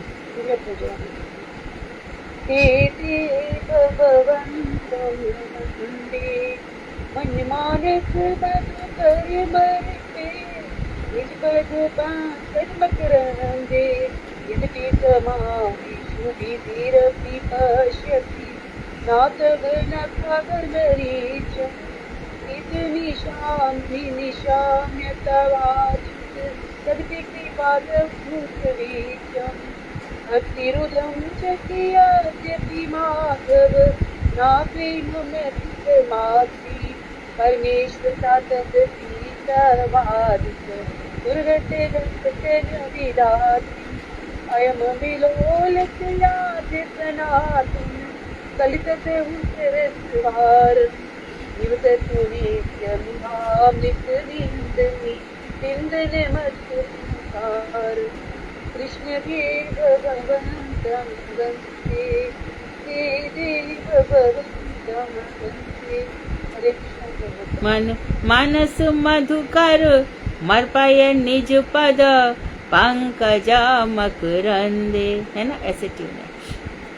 वांशकल तरुवैश्य कृपा सिंधु वेवच, पतितानां पावनेभ्यो वैष्णवेभ्यो नमो नमः। हरे कृष्णा दीदी, दंडवत प्रणाम। धन्यवाद। हरे कृष्ण।